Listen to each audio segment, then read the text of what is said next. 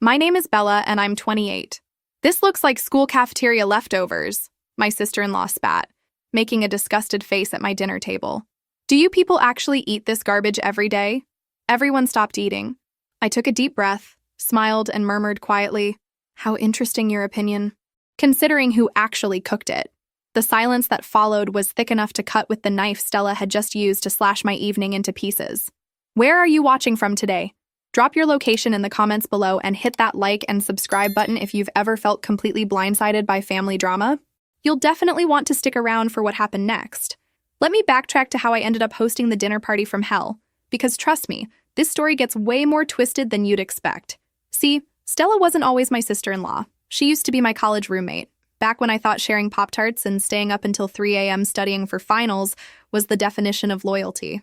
We lived in the tiniest dorm room known to mankind, where you literally couldn't open both closets at the same time without creating a furniture traffic jam. Stella came from money, but not the kind she wanted people to know about. Her parents had this weird situation where they were wealthy enough to afford her tuition, but apparently too cheap to pay for her travel expenses. At least that's what she told me every single holiday break when she'd give me those puppy dog eyes and mention how expensive it would be to fly home to Connecticut. You know that moment when you realize you've been training your own replacement? Yeah, well, I'm getting ahead of myself. My parents are being ridiculous about airfare again, she'd say, flopping dramatically onto her narrow dorm bed. I guess I'll just stay here and eat cafeteria food for Thanksgiving. Like an idiot, I fell for it every time. Come home with me, I'd offer, already mentally calculating how to explain to my mom that we'd need an extra place setting. My parents won't mind. And they didn't mind. My mom loved having another daughter around, and my dad enjoyed having someone new to share his terrible dad jokes with. My older brother Jake was home from his job in the city, and the house felt fuller, warmer, more complete with Stella there. She fit right in, almost too perfectly.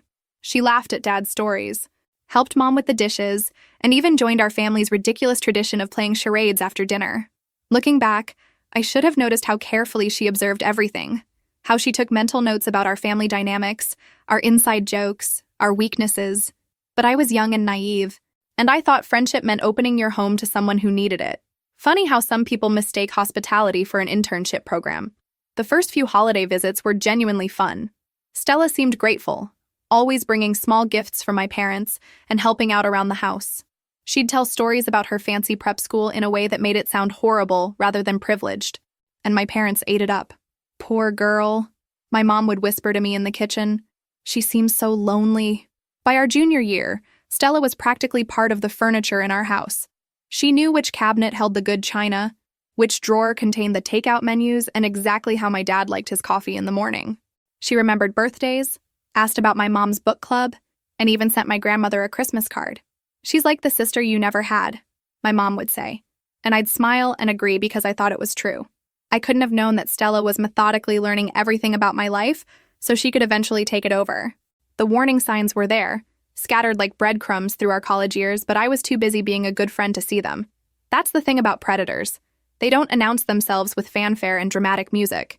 They slip in quietly, wearing the mask of gratitude and friendship, until they've studied you well enough to know exactly where to strike.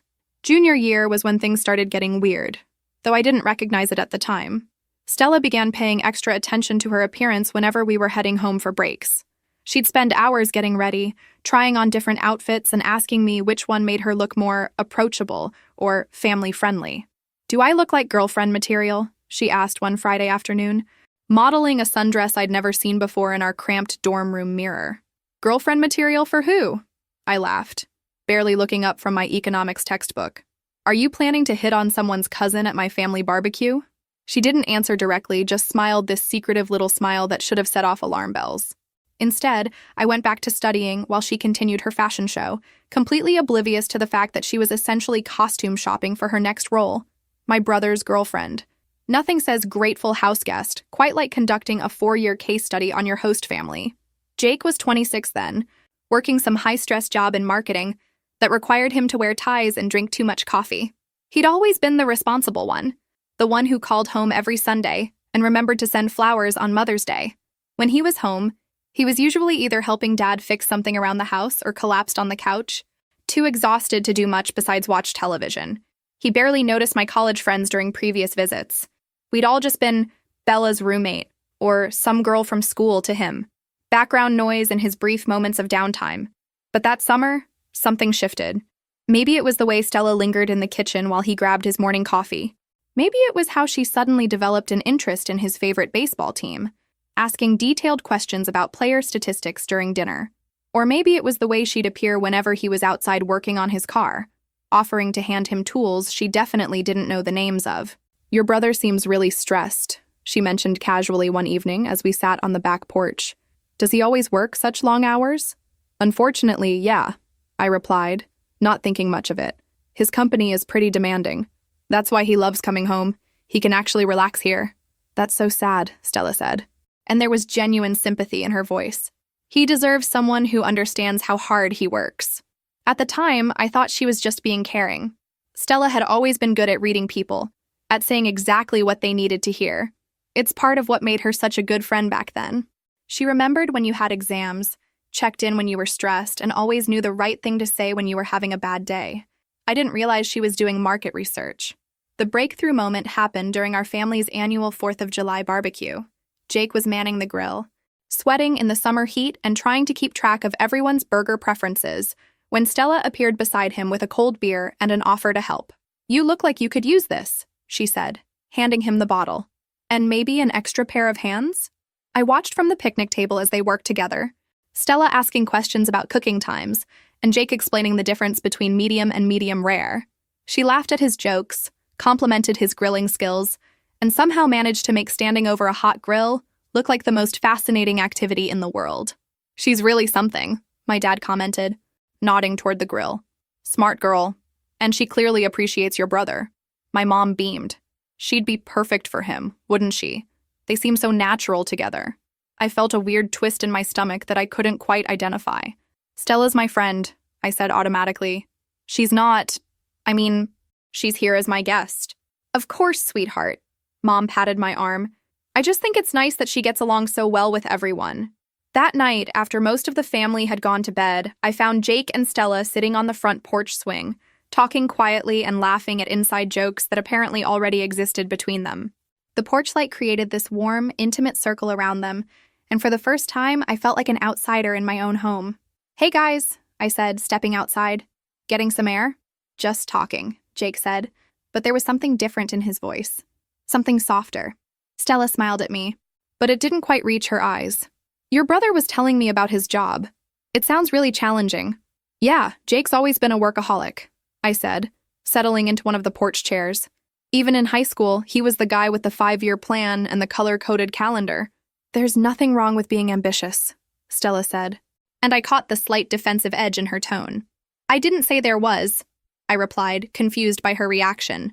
The conversation felt stilted after that, like I'd interrupted something important. Eventually, I excused myself and went inside, leaving them to their quiet conversation and the growing connection I was too naive to see as a threat. I should have charged tuition for all those family dynamic lessons. The morning after the barbecue, I woke up to find Stella already dressed and putting on makeup at 7 a.m., which was basically unheard of for someone who usually considered noon an early wake-up time. "Hot date with my accounting textbook?" I mumbled, still half asleep and definitely not prepared for the conversation we were about to have. "Actually," she said, not turning away from our tiny mirror, "Jake offered to show me around town before we drive back to school tomorrow." I sat up in bed, suddenly wide awake. "He did?" "Mm-hmm. He said there are some historical sites I might find interesting." She applied lipstick with the precision of someone preparing for battle. "He's picking me up in an hour." "Since when are you interested in local history?" I asked, because in 3 years of friendship, Stella had never expressed even mild curiosity about anything that didn't directly relate to her business classes or her social life. "Since I realized I don't know much about where you grew up," she said smoothly. "It's important to understand the places that shape the people you care about." Stella had this amazing talent for turning gratitude into market research. "That's thoughtful," I said, for lack of anything better. She turned to face me then, and her expression was softer, more vulnerable than I'd seen in a while. "Bella, can I ask you something?" "Sure. Would it be weird if Jake and hypothetically speaking, if we kept in touch after this weekend?" My stomach dropped. Not because the idea of my friend and my brother together was inherently terrible, but because of how calculated the whole thing felt. The way she'd positioned herself at the barbecue, The sudden interest in his life, the carefully chosen outfits, it all felt orchestrated. I don't know, I said honestly. I guess it depends on what you mean by keeping in touch. Just friends, she said quickly. He mentioned he doesn't know many people in the city, and I thought maybe we could grab coffee sometime. You know, help him network. That should have been my first clue that Stella was lying. She'd never shown interest in helping anyone network before, and she definitely wasn't the type to maintain platonic friendships with men she found attractive. But I was still thinking like a friend instead of like someone who needed to protect herself. If that's what you both want, I said, trying to sound supportive, just be careful, okay? Jake's been through some rough relationships and he's really focused on his career right now. Of course, Stella said. And her smile was so warm and genuine that I almost believed she had his best interests at heart. I'd never want to complicate things for him. Famous last words. Jake picked her up exactly when he said he would, and they were gone for most of the day. When they returned that evening, both of them were laughing about some inside joke from their historical tour, and I noticed they'd somehow acquired matching coffee cups from what was apparently the world's most fascinating local museum gift shop. How was the sightseeing? I asked over dinner. Educational, Jake said, but he was looking at Stella when he said it. Your brother knows so much about local architecture, Stella added. I had no idea I was living with someone from such an interesting family. My parents ate it up, of course. Dad launched into stories about the town's founding families, while Mom began planning all the other local attractions Stella simply had to see on her next visit. Next visit? I asked, because this was news to me. Well, I was thinking, Stella said, glancing at Jake before continuing. Maybe I could come back for Labor Day weekend, if that's okay with everyone? Of course, Mom exclaimed. You're always welcome here, sweetheart. And just like that, Stella went from being my college roommate who needed a place to spend holidays to being a regular fixture in my family's plans. What I didn't know was that she and Jake had already exchanged numbers and made plans to meet up back at school. What I really didn't know was that this was all part of a carefully executed strategy to insert herself permanently into my life, starting with the person who mattered most to me. Have you ever experienced someone slowly taking over your life? Let me know in the comments because this was just the beginning. The drive back to campus was quiet, with Stella staring out the window and smiling this secretive little smile that should have terrified me. When I asked what she was thinking about, she just said, "How lucky I am to have such a wonderful friend and such a welcoming family." I thought she was being grateful. She was actually planning her takeover. Labor Day weekend came faster than I expected, and Stella was practically vibrating with excitement as we drove home from campus. She'd packed 3 different outfits for a 2-day visit and spent 40 minutes that morning perfecting what she claimed was her natural, no makeup look. You seem nervous, I observed as she checked her reflection in the passenger side mirror for the 10th time. Not nervous, just excited, she said.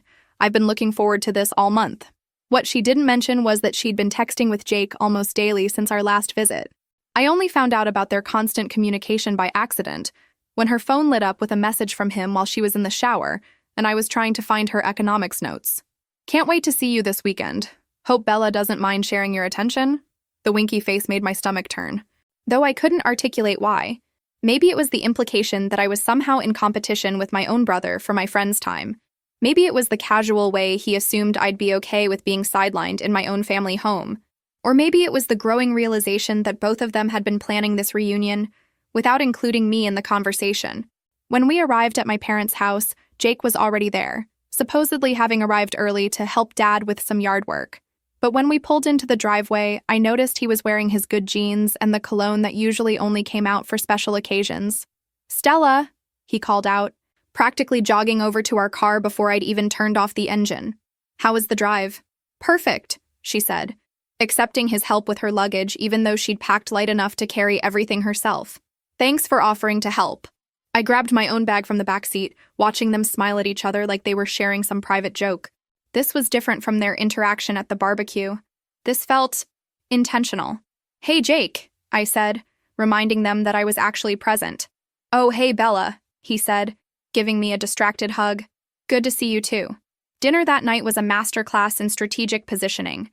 Somehow, Stella ended up sitting next to Jake instead of across from him like usual, and somehow every conversation topic managed to circle back to things they'd discussed in their text conversations that I knew nothing about. "Remember when we were talking about that documentary?" she'd say to Jake.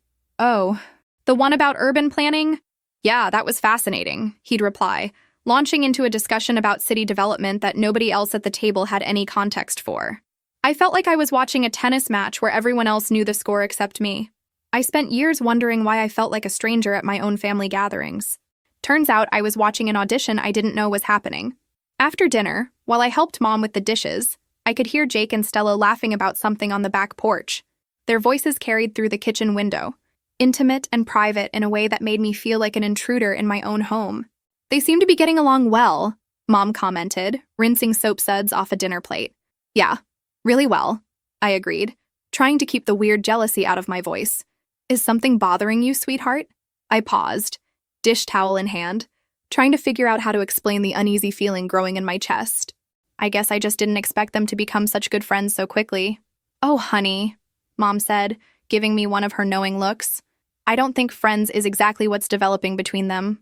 My stomach dropped. What do you mean? I mean, your brother hasn't looked this interested in someone since his college girlfriend.